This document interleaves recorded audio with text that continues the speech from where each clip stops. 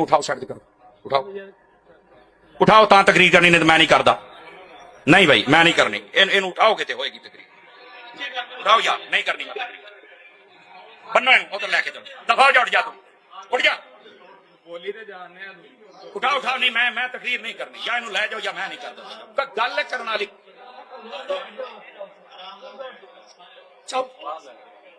بسم اللہ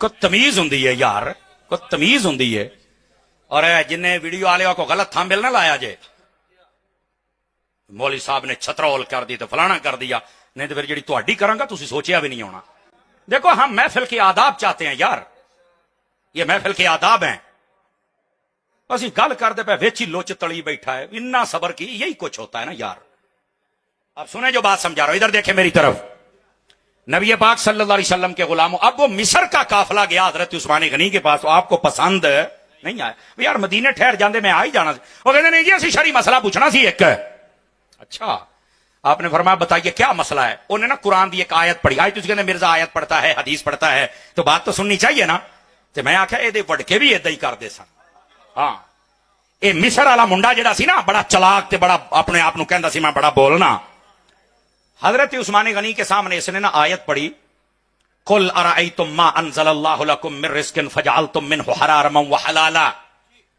انہیں آیت پڑھی ادھر دیکھیں میری طرف کہندا جی اللہ نے یہ قرآن میں فرمایا ہے کہ جو اللہ نے نازل کیا ہے رزق ان میں سے کچھ تم حلال کرتے ہو کچھ حرام فرما ہاں اللہ نے کیا ہے یہ اعلان ہے اللہ کا تو منڈا کہنے لگا تسی بھی انجی کر دے پے ہو کچھ حلال کر دے ہو کچھ حرام کر دے ہو حضرت عثمان غنی نے پہلے کہا کہ یہ آیت کسی اور مقام پہ نازل ہوئی تھی یہاں تم فٹ نہیں کر سکتے یہ غلط ہے آیت تم نے پڑھی ہے لیکن تمہیں تو پتہ نہیں یہ نازل کہاں ہوئی تھی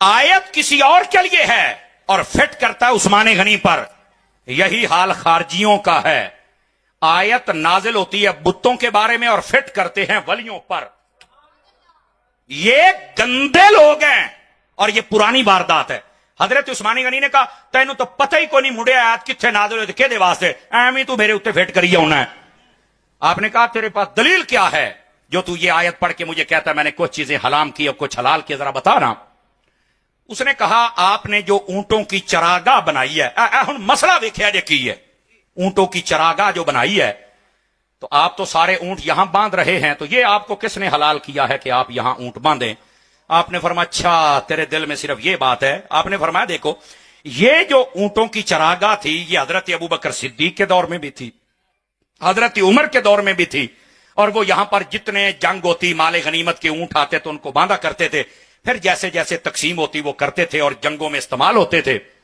میں نے تو کچھ نیا نہیں کیا ہاں اینا ضرور کیتا ہے پہلے اونٹ تھوڑے سن تے میں اوتھے سارے بن چھڈے تے جدو ہن اونٹ زیادہ ہو گئے میں چراگاہ نو وڈا کر چھڈیا بس اینا کیتا ہے ورنہ یہ تو پہلے خلیفوں کے دور میں بھی تھا میں نے کیا کیا ہے اس نے کہا جی نہیں ہے جڑا تسی چراگاہ وڈی کیتی ہے نا سارے اونٹ ایتھے بننے نے ایہی تو تسی غلط کیتا ہے اب دیکھو لوگ نے جب حضرت عثمان غنی کو نہیں چھوڑا تو داتا صاحب کو کون چھوڑے گا سمجھ آ رہی ہے نا یہ مرزا ایسے نہیں بک بک کر رہا یہ گندی نسل کا گندی نالی کا کیڑا بڑا پرانا ہے یہ اس نسل میں سے بغیرت ہے جو آج یہ بک بک کرتا ہے تو حضرت عثمان غنی کو وہ لڑکا کہنے لگا کہ آپ کو ایسے کرنا چاہیے کہ جو جس علاقے میں جنگ ہوتی ہے نا آپ وہ سارا مال وہاں بانٹ دیا کریں آپ یہاں پر لا کے نہ باندھا کریں تو آپ نے فرمایا اسلام کا مرکز یہ ہے یہاں نہیں آئے گا تو کہاں آئے گا اصل مسئلہ انہوں درد اور تکلیف ایسی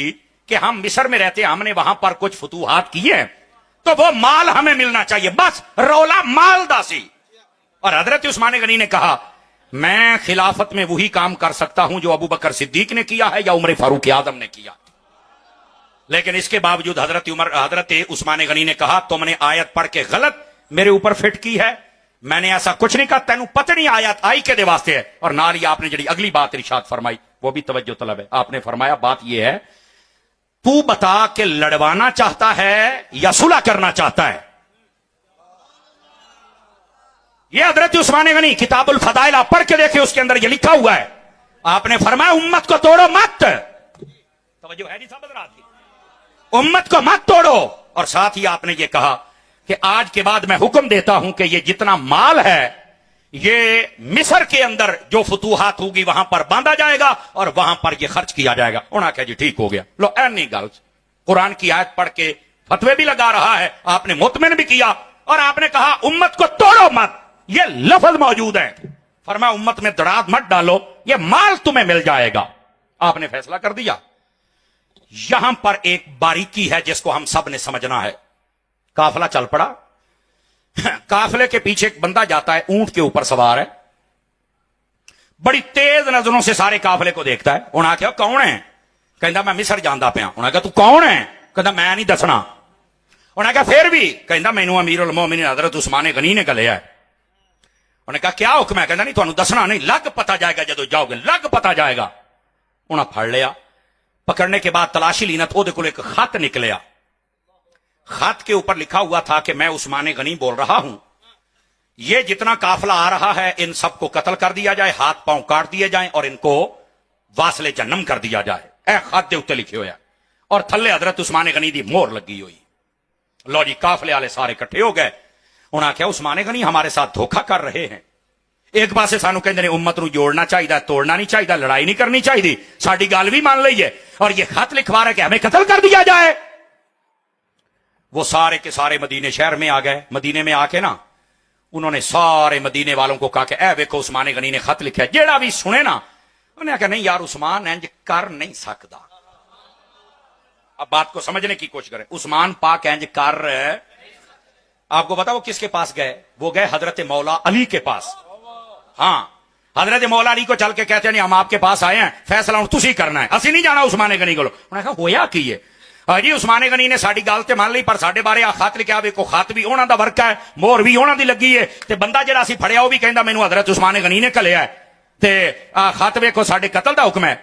میں یقین کرو کتاب الفضائل ابھی میری گاڑی میں موجود ہے, عربی نسخہ میں آپ کو دکھا سکتا ہوں. حضرت علی المرتضیٰ نے کہا اللہ کی قسم عثمان ایسا نہیں کر سکتا ہے. کتنا اعتبار تھا حضرت مولا علی شیر خدا کو. فرما اللہ کی قسم عثمان غنی ایسا نہیں کر سکتے. ایک گل وچ کوئی نمی ہے. انہوں نے کہا نہیں جی پھر ساری گل مکاؤ. انہوں نے کہا شام کو میں جب جاؤں گا عثمان غنی کے پاس تو پھر. انہوں نے کہا اچھا تسی شام نو جانا تو اسی انہیں چل کے پہنچنے ہیں. انہوں نے چل کے حضرت عثمان غنی کا گہراؤ کیا. حضرت عثمان غنی باہر آئے. آپ نے کہا کہ اونچا مت بولو, یہ حضور کا شہر ہے, آپ صرف یہ بتاؤ مسئلہ کیا ہے. تانوں تو میں تو کل ہے, تسی پھر مڑ کے آ گئے, کی مسئلہ ہے؟ پہلوں تواڈے اندر غصہ تھوڑا سی ہن بہت ہے. وہ کہندے اچھا تانوں پتہ ہی کوئی نہیں. وہ فرمایا ہویا کی ہے؟ انہوں نے خط اگے وکھایا. کہندے جی آ خط تسی لکھیا ہے. فرمانی یہ تو نہیں میں لکھیا. کہندے مہر تہاڈی لگی ہے, تے جڑی اونٹنی جاندی پئی وہ بھی تہاڈی ہے. دیکھو کیا یہ مروان کی سازش تھی یا کسی اور خنزیر کی تھی, خدا بہتر جانے یہ کس کی تھی. سمجھ آ رہی ہے نا؟ لیکن یہ سازش ہوئی اس وقت حضرت عثمان غنی تھے. حضرت عثمان غنی نے پتا کیا کہا؟ انہوں نے کہا اس رب کی قسم جس کے قبضہ قدرت میں میری جان ہے, مجھے پتا ہی نہیں یہ لکھا کس نے ہے, مہر کس نے لگائی اور بندہ کون ہے. او حضرت علی پاک نے بھی یہی کہا, عثمان غنی نے بھی قسم اٹھا دی. او کہن نہیں جی یہ تو کام کرایا ہی تسی. لو جی یہ تھا تنازع, یہ تھا مسئلہ. کسی غدار نے بیچ میں وہ جھوٹا خط لکھ کے حضرت عثمان غنی رضی اللہ تعالیٰ کا نام یوز کیا. اور وہ بندے سمجھنا جڑے زیادہ جذباتی ہو جاندے ہو نا, ذرا گل تھوڑا جا سمجھیا کرو. تے مرزے دیاں گلاں سن کے جڑے پھس جاندے ہو نا بھائی جان, اے میں بابیاں دے پیچھے پہ جانا. میں کہا ٹینشن نہ لیا کرو, یہ پرانی نسل بھی انجی کر دی رہی ہے. لو جی مسئلہ یہاں تک آ گیا. 40 دن تک حضرت عثمان غنی رضی اللہ تعالیٰ عنہ آپ کا محاصرہ کیا گیا. 40 دن تک آپ کے گھر کے اندر پانی نہیں گیا. سنیو, ہم واقعہ کربلا بیان کرتے ہیں کہ وہاں 3 دن پانی بند ہوا. یہ ہماری کتابوں میں لکھا ہے, پانی بند ہوا. اعلیٰ حضرت نے یہی لکھا 3 دن بے آب و دانا. وہاں آل رسول کو لہ کر ظلمن شہید کر دیا گیا. ہمارا یہی اعتقاد ہے, اگرچہ تاریخی کتابوں میں اور بہت کچھ ہے, لیکن ہم اپنے بزرگوں کی تحقیق کے سامنے اپنی تحقیق نہیں کرتے. میں صرف یہ کہہ رہا ہوں جہاں 3 دن پانی بند ہوا اگر وہ بیان ہوتا ہے تو جہاں 40 دن بیان ہوا عثمان غنی کا کیوں نہیں بیان ہوتا ہے. اور پھر کربلا کے اندر آپ کو پتا ہے کہ امام حسین کا محافظ کون تھا؟ ان کا نام غازی عباس تھا. اور آپ کو پتا ہے مدینے شہر میں عثمان غنی کے محافظ کون تھے؟ علی کے بیٹے تھے, ایک کا نام حسن تھا, دوسرے کا نام حسین تھا.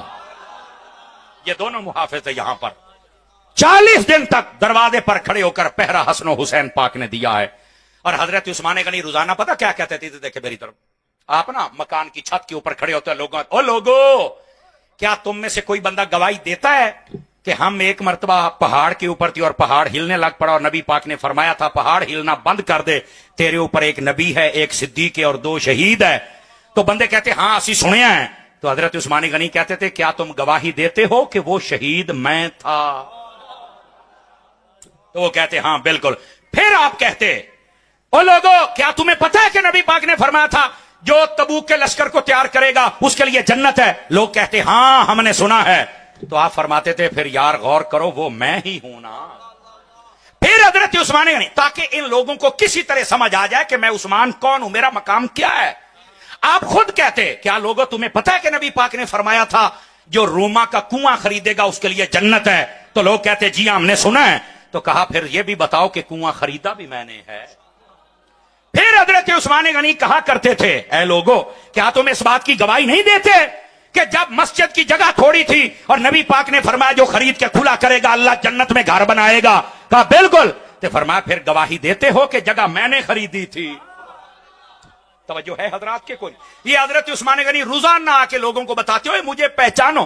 اور ایک دن تو آپ نے ایسی بات کہی بڑے کمال کی، آپ فرمانے لگے اے لوگو کیا تم میں کوئی ایسے بندے ہیں جو یہ گواہی دیں کہ جب میں حدیبیہ کے مقام پر نبی پاک کے پاس نہیں تھا اور نبی پاک علیہ السلام اس وقت بیعت کر رہے تھے اور میں کافروں کے پاس تھا اور خبر مشہور ہو گئی کہ عثمان غنی کو شہید کر دیا گیا، تو نبی پاک نے کہا تھا یہ میرا ہاتھ ہے، یہ عثمان کا ہاتھ ہے؟ کیا لوگوں تم گواہی دیتے ہو کہ نبی نے اپنا ہاتھ میرا ہاتھ کہا ہے؟ کہا بالکل. تو فرمایا پھر سمجھ جاؤ وہ عثمان میں ہوں. یہ حضرت عثمان غنی کہا، لیکن ان بلوائیوں کو سمجھ نہیں آ رہی تھی، ان گستاخوں کو سمجھ. یعنی مطلب ادھر دیکھو مرزے کا بھی آج کل یہی پرابلم ہے، جتنے اعتراض کرتے ہیں ہمارے علماء جواب دیتے کہ نا میں نہیں مننا. میں کہا تیرے ابے نے بھی نہیں سی منیا، اور گندی نسل دیا. یہ میرا حق بنتا ہے میں بتاؤں، ایڈے انٹرنیشنل بغیرت بھی بندے نو نہیں ہونا چاہیے. حضرت عثمان غنی کی جب وضاحت کوئی نہیں سنتا تو ہماری کون سنے گا؟ لیکن یاد رکھو اگر ان پر آج تک لعنت ہو رہی ہے تو مرزیا لعنت نال شکل تو اپنی بھی دیکھ لے. پھر یہ وہ بغیرت بندہ ہے جو کسی کی بات ماننے کے لیے تیار نہیں، وہ خنزیر نسل کا ہے. یہ انجینئر نہیں، یہ خنزینئر ہے. نیا جملہ لے لو، یہ انجینئر نہیں، یہ کون ہے؟ یہ خنزینئر ہے، اور یہ اسی گندی نسل کا بندہ ہے. حضرت عثمان غنی بتا کے تھک گئے لیکن وہ مانے ہی نہیں. ہمارے علماء بھی بتا کے تھک گئے پر اس گندی نسل دا منیا نہیں. میں کہا پیوتے گیا بغیرتا، بولتے صحیح نہ یار. ہاں یہ میں بات کرتا ہوں، کسی کو تکلیف ہو تو میرے نال گل کر لے. ایڈا مرزے نو پیو نہ بنایا کرو، اسی تو وڈا مرزا نہیں سی چلن دیتا، یہ تو شے ہی کوئی نہیں ہے. اس واسطے اس کا تعاقب تو ہم کریں گے جیسے کرنے کا حق ہوگا. لیکن بات سمجھیے جو میں کہہ رہا ہوں. حضرت عثمان غنی نے پھر ایک دن کہا، ادھر دیکھو میری طرف، کاش کہ میں بات سمجھا پاؤں. حضرت عثمان غنی کہنے لگے اوے میرے گھر میں پانی نہیں ہے، پانی تم نے بند کیا ہے، کیا تمہیں نہیں پتا کہ یہ پانی کا کنواں میں نے خریدا تھا جس سے سارے پی رہے ہو؟ اب سمجھ آ رہی ہے آپ حضرات کو؟ میرے بھائی عثمان غنی نے یہاں تک بتلایا لیکن وہ نہیں مانے. اگلی بات ابھی بات نہیں نہ ختم ہوئی بھائی جان، گل نو سرے بھی تلانا ہے. حضرت عثمان غنی رضی اللہ تعالیٰ عنہ آپ کو نا نبی پاک نے خواب میں دیدار کروایا. اچھا یہ دونوں روایتیں ہیں، خواب میں بھی اور ظاہری طور پر بھی دیدار کروایا. اور پتا کیا کہا؟ خواب میں جب آئے تو یہ کہا عثمان کل روزہ رکھ لینا، افطاری جنت میں ہمارے ساتھ ہو جائے گا. اور سنو میں ذمہ داری سے کہہ رہا ہوں، یہ بھی دکھانے کے لیے تیار ہوں اور ابھی کتاب لا کے دکھاؤں گا آپ کو. اور جو اگلی بات سنا رہا ہوں یہ بھی ابھی دکھانے کے لیے تیار ہوں، کتاب الفضائل میں یہ روایت بھی موجود ہے. نبی پاک نے نا ایک روشن دان تھا عثمان غنی کے کمرے میں، نبی پاک نے وہاں سے زیارت کروائی. فرمایا عثمان ہے یہ پانی نہیں دندے؟ کیا حضور نہیں دندے پہ؟ نبی پاک نے ایک ڈول پیش کیا، پتہ نہیں ان کے نو سمجھ آوے بھی میرا نبی دندہ ہے یا نہیں دندہ ہے. میرے نبی نے ڈول دیا، فرمایا یہ پانی پی کے اپنی پیاس بجھاؤ. اور جڑا اگلا جملہ وہ اس روایت میں ہے، فرمایا اے عثمان اگر تم چاہو تو میں تمہاری مدد کروں، تیرے دشمن یہی ختم ہو جائیں،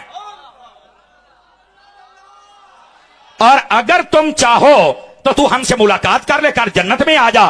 تو حضرت عثمان غنی کہتے ہیں پھر میں نے دشمنوں کو مارنے کا وعدہ نہیں لیا, میں کہا یا رسول اللہ بات سن, میں تواڈے نال افطاری جنت دے وچ کرنی ہے. اب سمجھ آئیے کوئی نہیں آئی آپ حضرات کو؟ یہ ہے میرے نبی کو پتا ہے جو ہو چکا ہے جو ہوگا حضور تیری عطا سے خدایا حضور. میرے نبی کو سارا پتا ہے, آئے ساری داستان. لیکن بات یہ ہے لوگوں, سازشوں سے بچا کرو. یہ تب کی سازشیں, حضرت عثمان غنی سازش کے تحت شہید کیے گئے, لیکن ہمارے لوگوں کو سمجھ نہیں آ رہی. آج کل کی سازشوں کو سمجھو اور اپنے علماء حق کے ساتھ ہو جاؤ.